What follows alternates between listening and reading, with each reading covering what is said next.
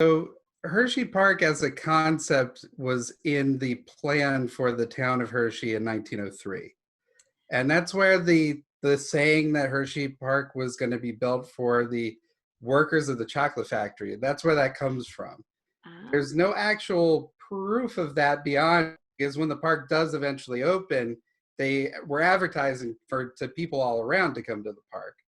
So when you hear that story being told that it was made for the townspeople, that it comes from when Mr. Hershey bought the land. And then the park itself wasn't under development at all until 1905, when they started building the first dance pavilion in the park, which that building existed in the park until 1989. And then the next year in 1906, that's when Hershey Park actually opened.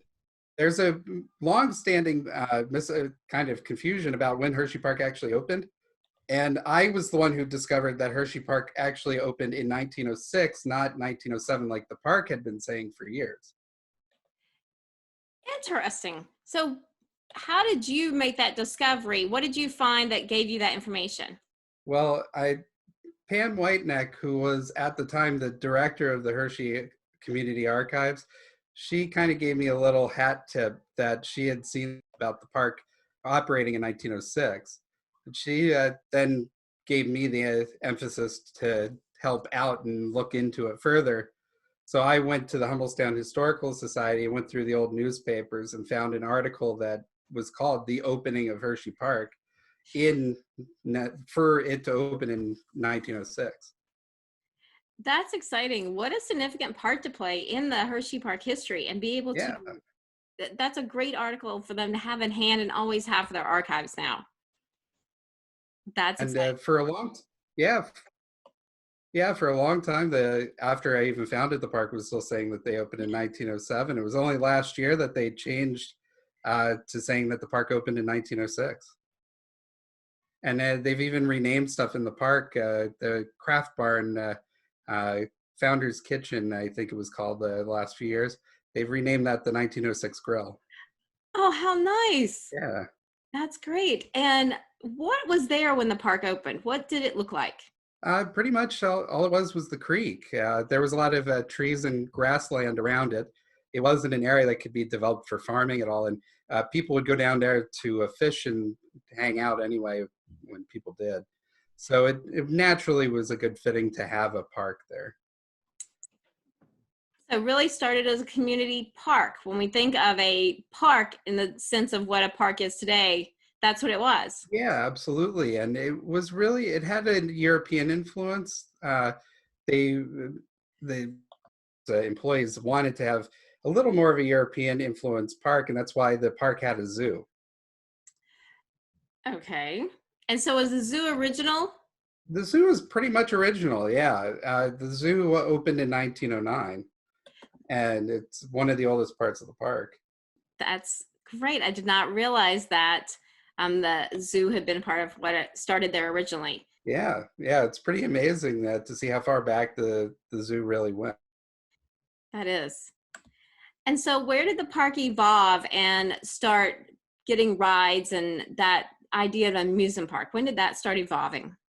That that started evolving in 1908 when they bought a carousel, a little Herschel Spillman carousel that was a used ride, and then they then put a miniature railroad in around the same time because Mr. Hershey really wanted the miniature railroad. He saw one at a nearby park, so he really wanted one, and the carousel was kind of the excuse to put in the miniature railroad. So 1908 to 1910 was the beginning of the amusement era of the park. And I assume those are not still the original rides, but are they somewhat similar to the original rides that are still in the park Uh, today? I would say that the Herschel Spillman would be pretty small compared to the current PTC that's in there. The Herschel Spillman only lasted about 5 years. It was too small for the park even back then. Ah, So they put a Denzel carousel in 1912, and that lasted to 44. okay. And so how did the park evolve from there with the train and a carousel? where did it go from there? Sure. The park didn't really evolve that much over the next 15 years or so. The park kind of stayed largely the same, and they really liked the natural emphasis of the grounds. And they would add a building here or there. They would add a cafe or a restaurant, or uh, they added a second dance hall, which is the what 1913. So they made improvements, but they weren't so much amusement focused. So adding to Yeah. the atmosphere, really, Yeah, making it somewhere to spend time with your family. absolutely. It was a great place to picnic. So when did we start seeing the addition of the major rides that turned it into an amusement park? 1923 was the first year we really saw a truly major ride come into the park. That's when they built their first roller coaster.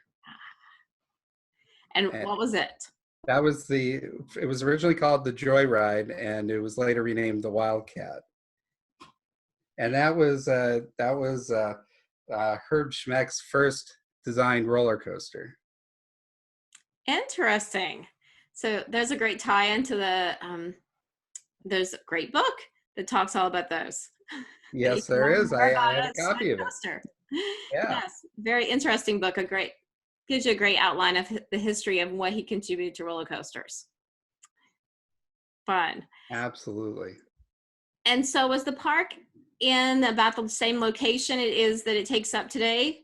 Or has Pretty it? much. Yeah, the location of the park hasn't changed too dramatically in that sense. Its size has. The park started as a 150-acre park and eventually expanded to a 1,000-acre park. And then when they gated the park in 1971, it became a 60-acre park So prior to that in time the of the amusement gatings, center. it was a pay per ride park, I assume. Absolutely. Absolutely. And in 1971, it was both pay per ride or general admission.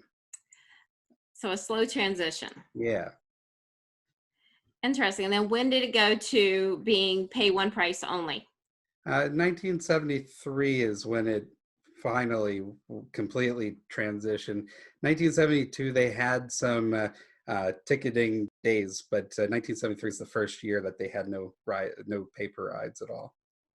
And tell us a little bit about how the park, where was I going with that? I forgot my question. Well, I can say that like the evolution of the park from the 40s to the 60s, uh, the park kind of they didn't really struggle. Struggle is not the right word. It's kind of like nobody in Hershey kind of knew what to do with Hershey once Mr. Hershey Park 2. So things were kind of kept the same from throughout the 50s. Like the very few rides were installed. It was mostly just one year to the next repainting things to keep things looking good.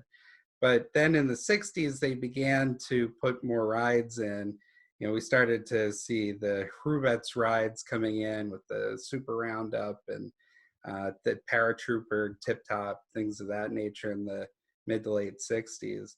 But at the same time, in a downwards trajectory, there had been various incidents of vandalism, particularly in 1964 when a bunch of kids vandalized Hershey Park and destroyed a bunch of things. They didn't really destroy any rides, but they took down a laughing Sal. They damaged the elephant on top of the Lost River. So there were things like that that kind of put a black mark on the park there. Definitely, and has a tough impact on it.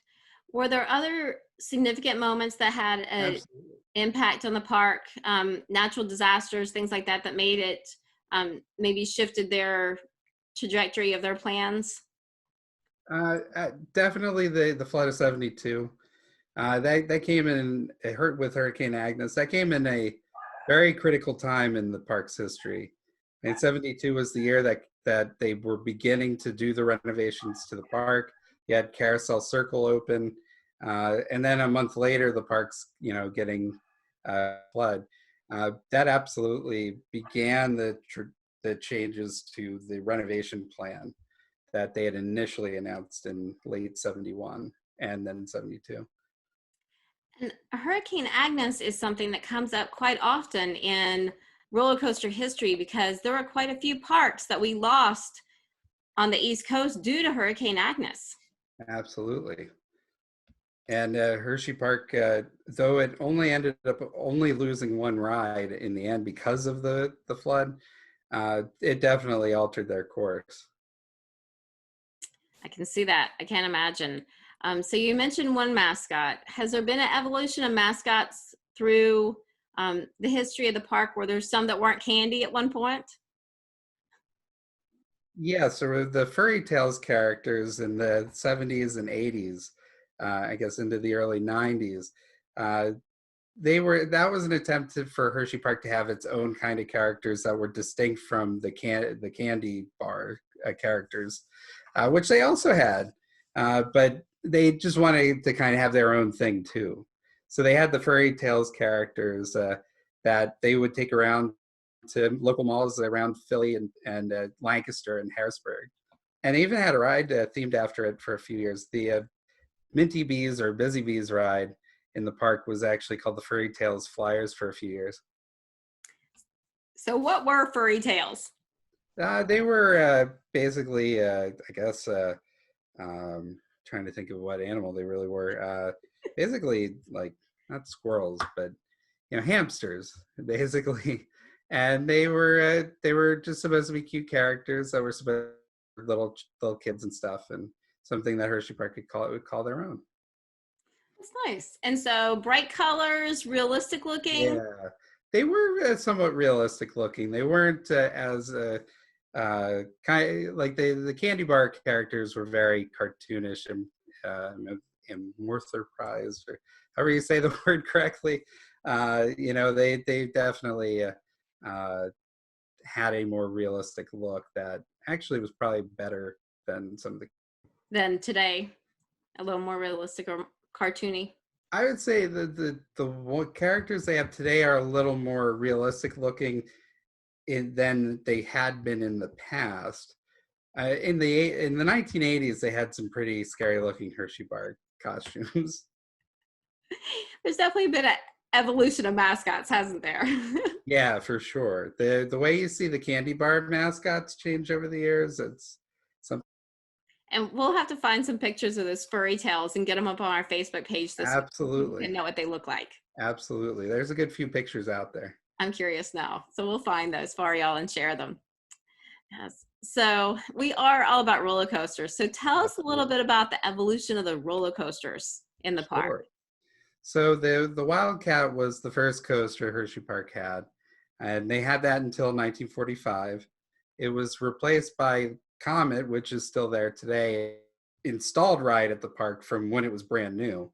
The Comet was not in the same location as the Wildcat. There's a little bit of confusion because some people think that the Comet and Wildcat were in the same spot, but they were not. The Wildcat station is where Hershey Triple Towers are now. And then Comet's, of course, where it's at. So then from there, we didn't have a whole lot of change until the 1970s. It's just like Trailblazer, and then the big one, Super Duper Looper. Super Duper Looper was one of the more important rides that the park installed. It got so many people out to Hersheypark in 1977 and after it opened. And then the evolution of the roller coasters kind of slowed down a little bit until you get until Sidewinder in 1991. And then we had the proliferation of all the coasters that were built, starting with the modern Wildcat in 1996, and then all the way up to Candemonium this year.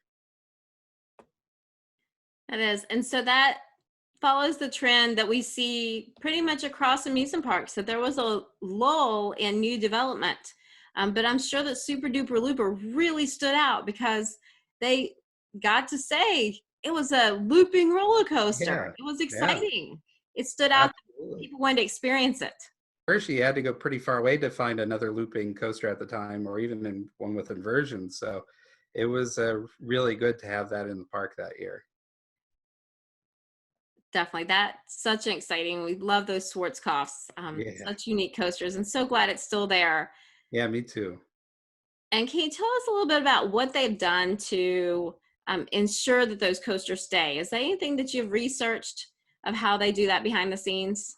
Well, they basically, I mean, when it comes to rebuild them every year, the trains are almost like new every time. I mean, they are putting the same pieces back on in some cases, especially like with Comet's trains. But like Great Bear, I when I worked there, I saw them how they took apart the pieces and put it all back together again to make it like new. It was really, I mean, it's an impressive effort that they put in, and we're really lucky the maintenance staff that we have at Hershey Park. It's a really good team. There is an amazing team there, and I am amazed at how they have the space to take them all apart in one building.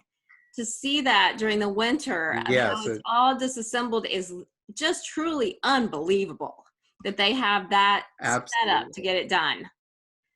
absolutely. Yes. It's really impressive what they're able to pull off. Yes. If you're ever up at Hershey Park for East Coaster, I'll plug it that sometimes they will do a behind the scenes tour on the day before, and you can walk through and see everything disassembled. It's amazing. Yeah. If East Coaster isn't enough with how special it is with the speakers and friends and just a good coaster fix in the winter, that seals the deal to make it worth the trip. It's about a 5-hour drive for me, and Yes, it it does. always snows East Coaster weekend on the way up. Naturally. I don't know why that is. That's like our farm show weekend locally. It usually snows when we have the farm show in January in Harrisburg. So have the coasters seen any significant changes through the years? They've all kept their original names, right? Haven't had too many alterations to the coasters. I the original Wildcat is probably the biggest significant change. The coaster was renovated in 1935. That's when it got the new name, the Wildcat, from the Joyride. That is the biggest change that any coaster that's been in Hershey Park. So other than the coasters, what's the standout must-do attractions at the park that are super special for Hershey? Well, for sure, probably the most special ride in Hershey has to be the Monorail. It is a very unique ride made by Universal Mobility Incorporated, which that hasn't existed for the better part of 30 years. And there are very few of those monorails that are around anymore.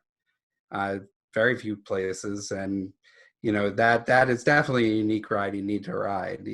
It's not super exciting, but it's a nice ride to go around the park and see everything. And plus your old ride. That's a monorails are. They just give you a great experience, and it's one of those that everyone in the family can share together. One of my favorite Absolutely. things. No matter if you love coasters or what, you can always enjoy the monorail ride together. And you get a great view of the park's coasters from the monorail. Definitely.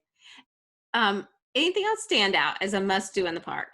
I definitely think you want to ride the Kissing Tower.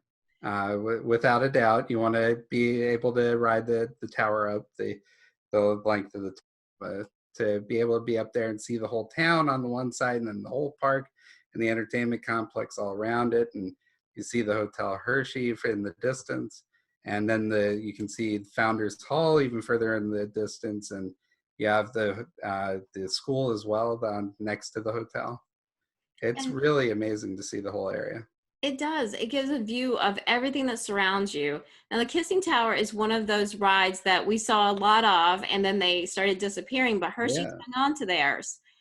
When was that installed in its history? How old is it? yeah. The Kissing Tower was installed in 1975. So part of that 70s boom. Yeah, yeah. It was part of a package of rides ultimately that Intamin sold to Hershey throughout the 70s. Does anything else still remain there from that package? We still have. I'm trying to think of what we do have. Uh, the first one was the giant wheel, and of course that absolutely everybody misses.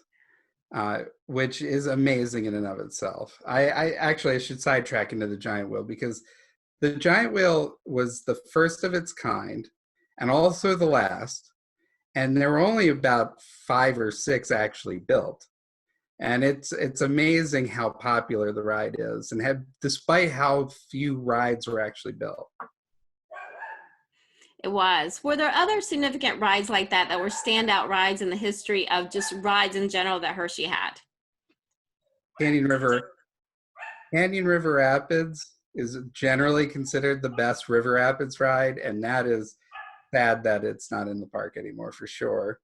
Though the direction the park went, it's benefited the park doing more of the water park as they've done it, but that's definitely a hard one to lose. I miss rapids every day. Oh. And what water attraction rides are there in the park now? Because many of our members. The boardwalk at Hersheypark. Yeah. Yeah. They have the boardwalk at Hersheypark where they have East Coast Waterworks, which is a big water play jungle area. And then they have the wave pool, which is called the Shore, and they have the Intercoastal Waterway, which kind of follows the path of the old Canyon River Rapids. They have the Breaker's Edge water coaster, which is the park controversially considers a roller coaster. They conveniently any roller coaster anymore. They just call them coasters. But so that's a bit controversial that they consider it a coaster. But yeah, so they have that, and then they have the speed slides and all that too in there. And it's really interesting how their water park is integrated in the middle, really, yeah, of the other parks. So it's easy to go out and around and back and forth, unlike some parks where the water park is far off, that it's a journey. A tough decision for them to try to fit the water park into that space, but I think they pulled it off pretty well. Mm-hmm. And then there's the coal cracker. Yes, that's an all-time classic, one of the oldest aero hydro flume rides. Yes. Yeah, that's a great one. It is. And then we come to today, where we're looking upon next week, where a brand new B&M roller coaster. Yeah. Almost ready to open. Have you driven by and seen what's going on? Oh yeah, quite often. I'm really excited. So, are you planning to head out opening weekend to check out the park? That's what I plan to do. And a whole new entranceway. I know it sounds very funny, but one thing I'm so excited about is the Hershey Kisses fountain. It's gonna be beautiful in that turnaround.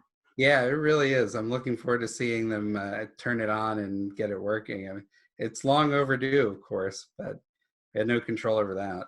No, completely unexpected world right now. Yeah. Hey, I thought I'd be at Hersheypark today. That's where we were supposed to be. We were supposed to have spent yesterday and today right. at the park, so we should have been riding Candemonium. Yeah. Yes. Yeah, definitely. Yeah, sad times, but we will get there next year. We're looking forward to it. Yeah. No, we'll just call it Broken In Forest, right? That's right. So is there anything else that stands out to you about the park that you'd like everybody to know? I think the whole collection of roller coasters they have is pretty unique. They do such a good job at maintaining their rides. It's definitely worth heading over to the park to get a spin on all of them. It's a good time. And for me, I think one of the difference makers is it's that theme park touches that Hershey makes to the park. Just like putting that special fountain in, they put those extra special touches to just take it to the next level of the experience you get to have. Absolutely. Yeah, that's one more thing I should touch on too, is that Hersheypark is a theme park, but it doesn't really have a theme. And that's pretty interesting in and of itself. But the original concept for the theme was that the park was going to be educational. So all of the themed areas they were going to have would have had to do with the history of the region and where all the people living around the area came from. So that's why we had a mine town in Hersheypark, and that's why we have a pioneer frontier, and that we were going to have an Indian village area at one time, and there was going to be a New England coastal village, and the frontier was actually a colonial frontier rather than a Wild West type frontier. Interesting. Yeah. So the themes are there and have those touches, but aren't really immersive. Yeah. They're there. That's neat. So how about we open it up and we'll hear some questions from the field and see what others are wondering about the park. Sure. So y'all, if you have a question, you can either ask it in the chat or you can unmute yourself and ask. Anybody have any questions? Yes. I didn't I mention do. Metal Force. Not yet, anyway. Yes, I've what's your I've got question? a question. Yes, Hi. Todd. Hey, how you doing, Elizabeth? Good, how are you? Good. This is my first time actually being able to play with Zoom. We're So glad this to is kind have of a you. whole new trip for me. I missed the beginning of it, so I'm not sure who this guy is by name. Sure. I'm Harry Michelson, and I write about the history of Hersheypark and other defunct parks in Pennsylvania. Okay, my question for you is you had when you were talking about doing the paper ride thing. Yeah. Was it only a pay per ride, or did they have some sort of an all-you-can-ride wristband as well? The park was pretty much pay per ride. They did have special days where you could get a wristband, and especially in the late '60s, they would have weekends in August where they would have wristbands. Cool, thanks. You're welcome. Interesting. So we have a question that someone wants to know, where did the dolphins go? Sure. So the Dolphins ended up going to a facility, I believe, in the Caribbean. Hmm. The dolphin facility that the park had been using was in the New Orleans area, and I know that the people who were with the Dolphins, their facility was pretty substantially damaged in Hurricane Katrina. Elizabeth? Yes, Carl. Hi, how are you? Good. How are you? I'm good. Harry, thank you for the very interesting history of the Hershey Park. I've been going there since I was a kid. I just wanted to add to your monorail statement that I remember when you could take the monorail over to Chocolate Avenue and get off and go toward the chocolate factory. Absolutely. That was station number 1. The arena station was station number 2. So it gave some function. There are good pictures of, yeah, there are good pictures of when people were able to use the downtown station in the late '60s, early '70s. It became a park ride in 1973 that moved the entrance of the monorail inside the park, and then it just became a touring ride. Though in the spring and fall, they would occasionally have people get on downtown and then take a tour of the park. They did that all the way up into the 2000s. All right, we have a question. Did the park do Elizabeth? anything? Yes, Derek. Is that you, No. Derek? I heard. Go ahead with whatever you're doing there. Oh, I was going to ask, did the park do anything to avoid future flooding like they experienced during Agnes? I think that the park has done mitigation efforts in building the Hershey's Chocolate Town area. But prior to that, they did not really do anything too specific. I think it was kind of a unusual act of God type occurrence. So they didn't, where they were installing rides and things, but they didn't really do much in the way of specific mitigation. And they have had some other times where they had significant flooding. Absolutely. Absolutely. There was flooding in Hersheypark in 1908 and 1945, which are often forgotten. In 1972 seems like it's the first time that there was ever a flood in Hersheypark, but they actually had severe floods in both of those years as well. That would be pretty comparative to Agnes. The 2011, the water levels that compared to Agnes, the 2011 flood from Tropical Storm Lee was nothing I'd ever seen before. I was working in Hershey that day, and I've never seen it rain quite like that. And I mean, I don't live in a tropical area really, so we didn't normally see that type of rain in the area, but it was unlike anything I had ever seen. That was devastating, but amazing how fast they were able to turn around and recover and get the park open again. And that comes from the experience of 1972, because they didn't have a lot of rides down in Comet Hollow, and the rides that were down there were not at that much of a risk in the event of a flood.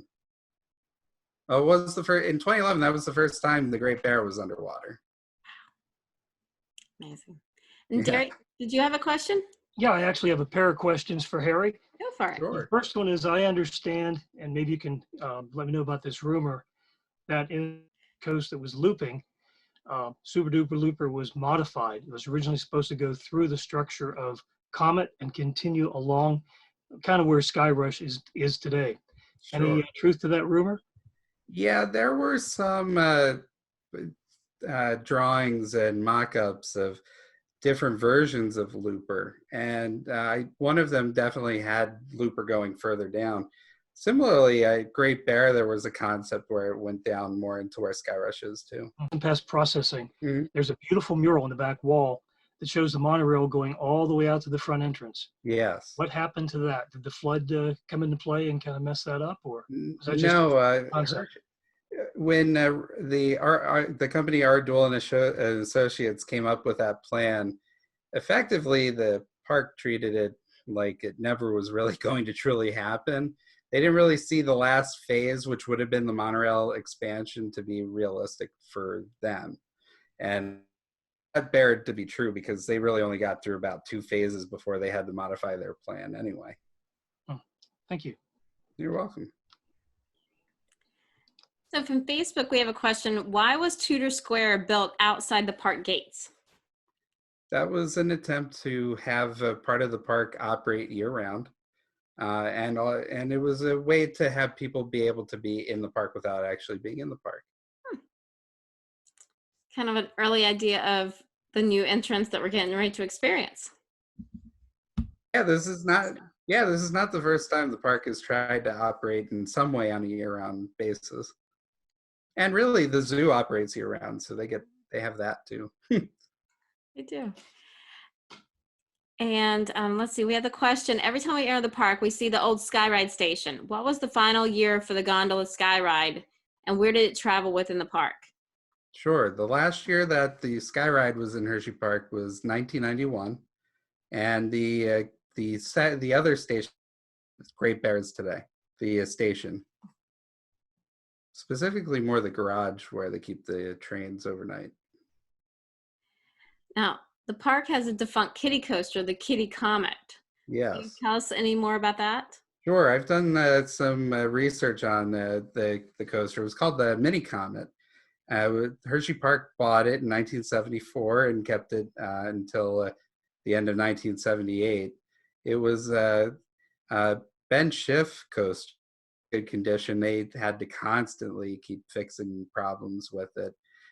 They'd actually considered turning it into a not really a roller coaster for the 1980 season, but in a concept that would have been kind of like they would have had a person riding on it, like driving the train, as opposed to it going on its own power. Interesting. Yeah, it was really interesting to go through and compare it to other types of kiddie coasters and stuff. I bet. What would you consider the most popular ride in the park?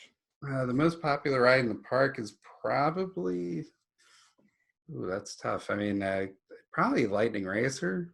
That pumps people through really quick.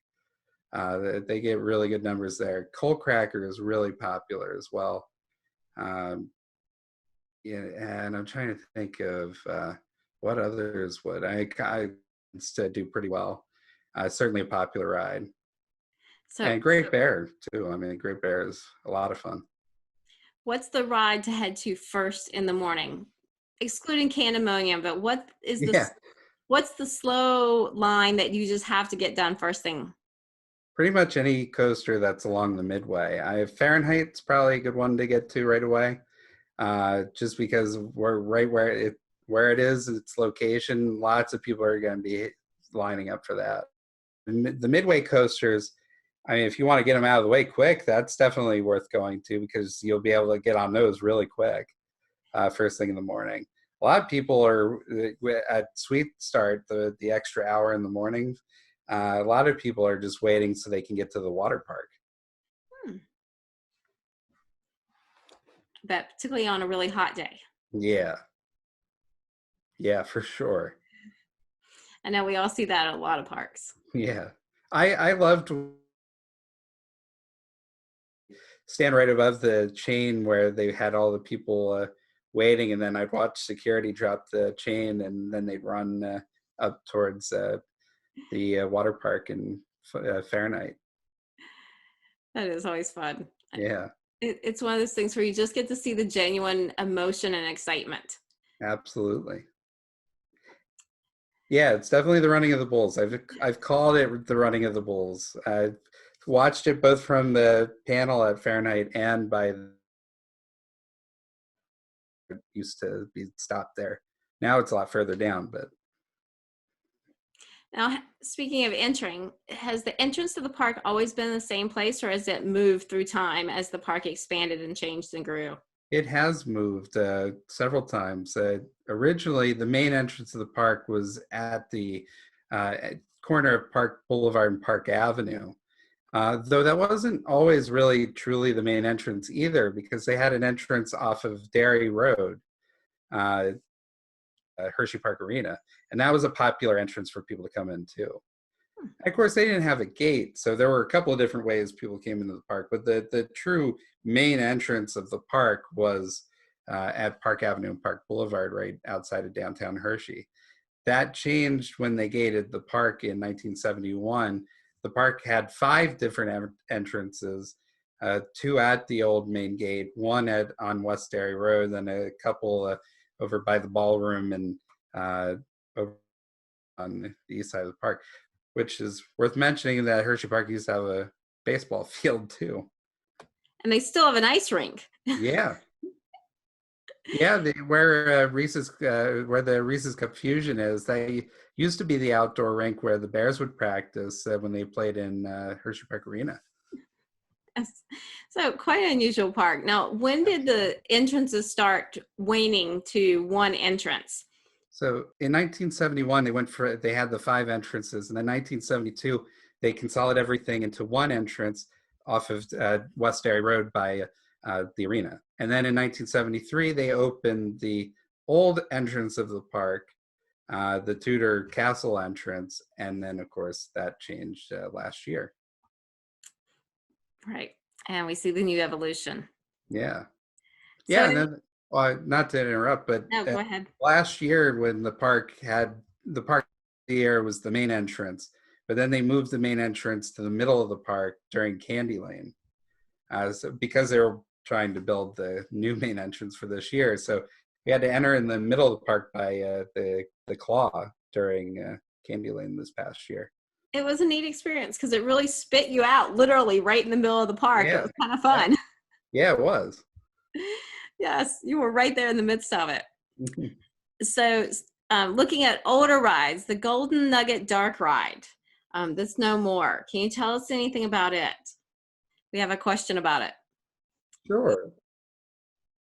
The Golden Nugget or Golden Nugget, a little bit of confusion over the name. It should be called the Golden Nugget, but for some reason, every time the park talked about it, even though the sign said Golden Nugget, they called it the Golden Nugget. I don't know why. That was a Bill Tracy themed ride that was done in 1964 and lasted to 72. That was a re-theme of a pretzel ride, which was built in 1931. And some of the parts, some of the stunts ended up being used on the Dry Gulch Railroad for a time. And was the ride lost when it was taken out, or did it go elsewhere? I believe the ride was lost, other than a few bits and pieces being used on the Dry Gulch.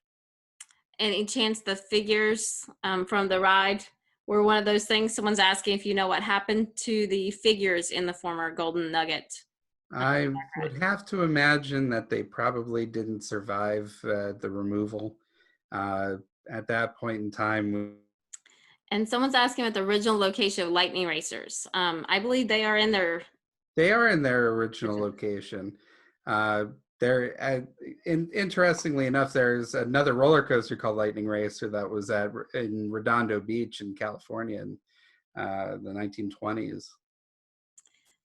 And was that where the Lightning Racers are? Was that part of the original park? Did it expand out to the edges like that, or is that a recent expansion? The park expanded. Yeah, the park expanded that in that direction, beginning in 1980. After they gated the park, then they started expanding further north into the field that was there. And the boardwalk was the last piece of all of that. The Midway expansion began in 1996 with Wildcat, and then really Roller Soaker was the end of that expansion. Another lost coaster. Yep, another lost coaster. Yes, they had one of those very unique get you wet and ride a coaster experiences. Yeah, Yes, and there so were quite a few problems with that ride. I heard that. Yeah, Slow loading being one of them. yeah. Yes, and someone reminded us on the chat that there was miniature golf in the park as well. Yes, there was. That was right by the Super Duper Looper, and that was there from 1982 to 1997. Then Great Bear was built B-roll on the way back to the station. Pretty goes right over top of where the golf course mini golf course was. But that was the most recent golf course, mini golf. They also had two other mini golf courses. One that was put right in the outdoor rink in 1960. I don't think that lasted much more than a year. And then there was another miniature golf course with a driving range that was right across the street from the clubhouse for the Hersheypark Golf Club. Definitely a park that's had a exciting history and so much actually, integrated. yeah. Well, yeah, and I mean, what you don't even what people don't even really know is that like Hersheypark had a golf course, the Hersheypark Golf Club, which was renamed Parkview Golf Course in 1972. That was Hersheypark's golf course, and it was public. It was open to the public, and it was built at the same time as the Hershey Country Club, which was a private club. So they built a public club and a private club at the same time. Interesting. They have truly had just about every form of entertainment integrated in that park. Yes, they did. Absolutely. Very fun. All right, and let's see. Someone's asking if there's other rides similar to Fahrenheit, or was it only one of its kind? Visually, Storm Runner and Fahrenheit look similar because they're both made by Intamin, and they use the same track design for both rides. And of course, they both have a top hat. But so they visually look similar, and they operate similarly, but they are not similar experiences for sure. I mean, Storm Runner is definitely an interesting roller coaster into itself. I mean, wedged right in between Top Thrill Dragster in 03 and King Ka in 05. We have the little Storm Runner right in the middle of the two. It is, and it's a standout coaster for the park. Very fun. It sure is. Yes. Now get ready. Here we go. Elizabeth, I got another question when you get a chance. Yes, Tom, go ahead. Is Roller Soaker past history? Yes. Roller Soaker was in the park from 2002 to 2012. And Yeah, Breaker's Edge water coaster effectively replaced it now.